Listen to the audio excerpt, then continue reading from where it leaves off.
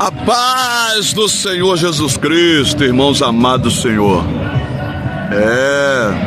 O meu coração ferve de palavras boas, né?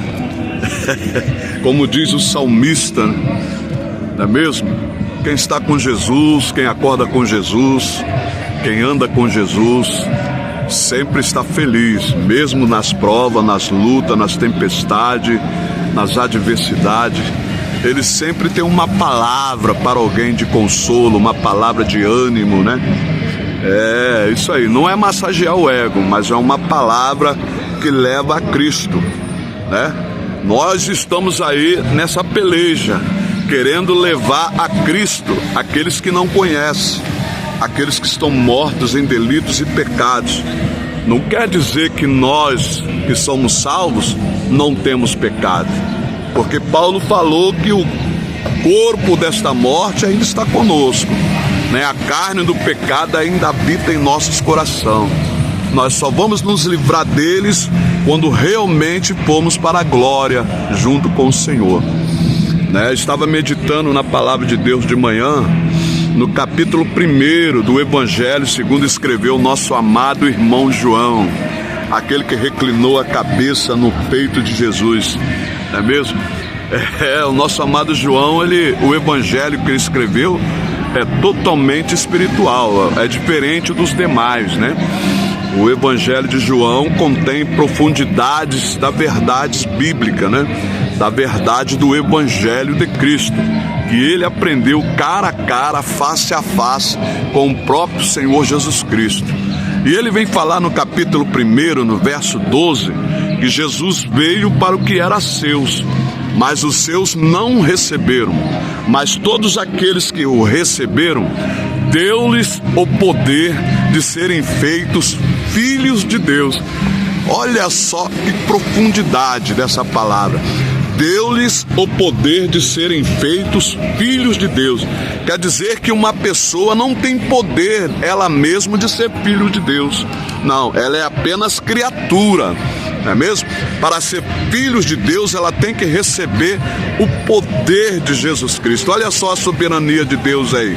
Olha só a eleição aí. Quer ver mais? No versículo 13 está dizendo: do qual nasceram não da vontade da carne, nem da vontade do homem, mas da vontade de Deus. Olha só, não nasceram da vontade da carne. O ser humano em si mesmo, ele não consegue se salvar. Ele não consegue segurar a corda de salvação. Ele não consegue entrar pela porta estreita. Ele não consegue entender o chamado de Cristo. Ele não consegue, aleluia, compreender a importância que é em correr para os braços de Cristo. Ele não consegue, irmão. Tá aí, ó. Do qual não é da vontade da carne. O que quer dizer? A pessoa mesma, ela não consegue se salvar. E nem da vontade do homem. O que quer dizer que nem da vontade do homem? Nenhum homem consegue salvar outro. Meu Deus, aleluia. Eu estou sentindo Deus aqui. Eu estou sentindo a glória do Senhor aqui, né? Os demônios vêm com cigarro, com cachaça, com cocaína, maconha, tudo para enganar os trouxas, né? Para correr longe de Deus. Eles não conseguem entender que ele está fazendo mal a eles mesmos, não é mesmo? Então não é da vontade da carne, quer dizer, o próprio ser humano só consegue se destruir. O ser humano só tem o poder de se destruir ele mesmo, né? Fumando cigarro, bebendo cachaça, bebendo cerveja, fumando maconha, cheirando cocaína. Ele só tem o poder de destruir a própria carne, mas de salvar a si mesmo não tem. Não tem esse poder. É o que João estava dizendo. É o que o apóstolo João estava dizendo. Não é da vontade da carne e nem da vontade do homem. O que significa isso, que nem da vontade do homem? Nenhum homem consegue salvar outro homem. Nenhum homem consegue salvar uma mulher. Nenhum homem consegue salvar um jovem, um adolescente, uma criança. Ele não consegue, porque não tem este poder. Só Deus tem o poder. Aí João cumprimenta o versículo dizendo: mas é da vontade de Deus, é da vontade de Deus fazer filhos para Ele. É da vontade de Deus. Deus elegeu antes da fundação do mundo. Certa feita, Jesus Cristo falou para a multidão que estava diante dele que ninguém poderia ir até ele se o Pai não o trouxer. Olha só aí a soberania de Deus aí, irmão. Olha só a eleição aí. Ninguém consegue ir até Jesus Cristo se não for a vontade de Deus. Olha só, está claro, está nu e patente aos olhos dos herminianos, que exaltam os homens com as suas obras. Aleluia. Aqueles que detonam a graça, detonam a soberania de Deus, eles adoram a criatura. Quando vê um pregador eloquente, quando vê um pregador ousado, quando vê um pregador assim, cheio de tanta letra, ele começa a exaltar, ele começa a ovacionar, ele começa a adorar. A criatura adorando o Criador e detonando a graça, a soberania de Deus, porque é só Deus, irmão. É só Deus. Aleluia.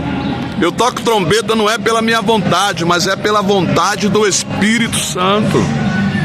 Aleluia. Eu prego nas ruas, ando o Brasil inteiro, não é pela minha vontade, não é pelo meu poder, é pelo poder e da graça regeneradora de Deus na minha vida, é pela graça de Deus na minha vida, porque sem essa graça eu não teria condição de dar nenhum só passo adiante. Mas a graça veio em mim, colocou a vontade, me deu o ânimo, me deu condição, levantou pessoas para me ajudar, e aí a obra está sendo feita totalmente pela soberania de Deus, não por mim.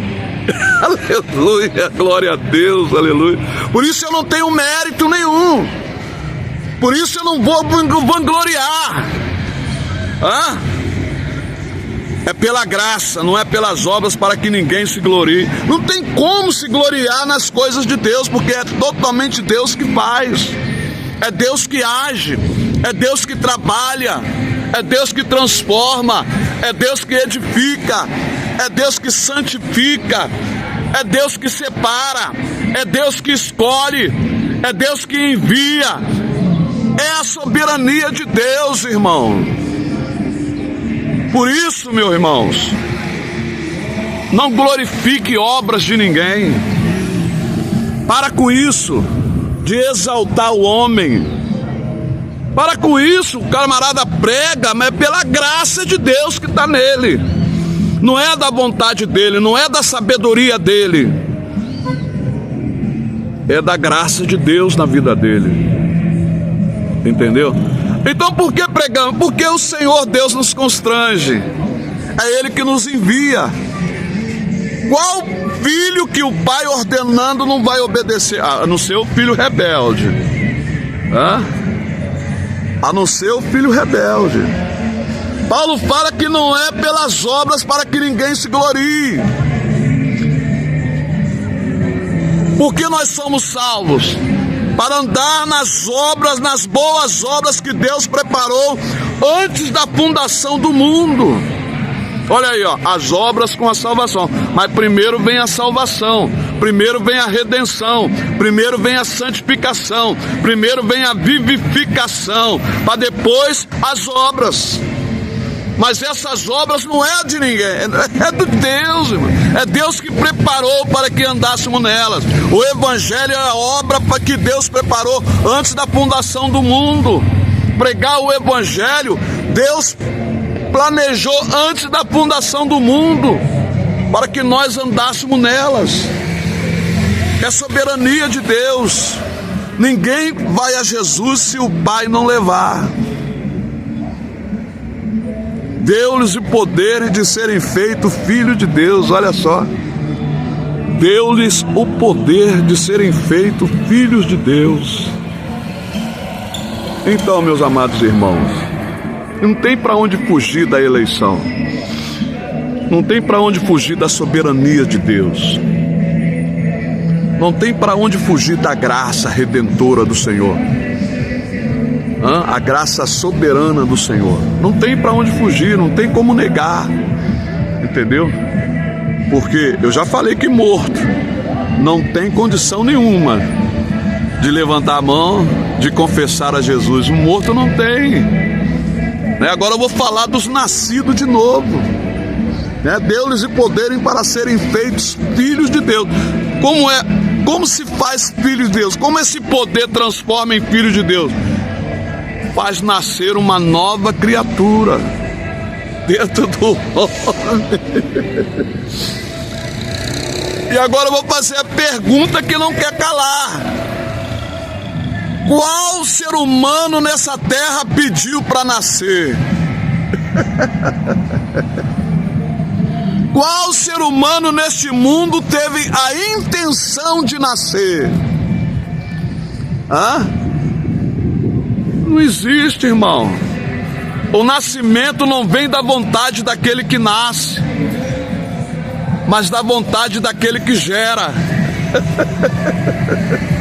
E quem gera é Deus. O novo nascimento, só quem pode gerar é o Todo-Poderoso com a sua soberania. Não tem como ninguém querer nascer. Nenhuma criança nasce por si mesma. Ela nunca teve a intenção de nascer. Ela foi gerada não pela vontade dela, mas pela vontade do que o gerou. Assim é o novo nascimento. É tão fácil entender, né, irmão? É tão fácil entender. Pela vontade soberana de Deus. A graça. O poder é a graça, é a misericórdia. Nós mortos em delitos e pecado, Ele resolveu nos amar, resolveu nos vivificar, resolveu nos salvar. Para Ele, por Ele, para Ele são todas as coisas. Fiquem na paz do Senhor Jesus.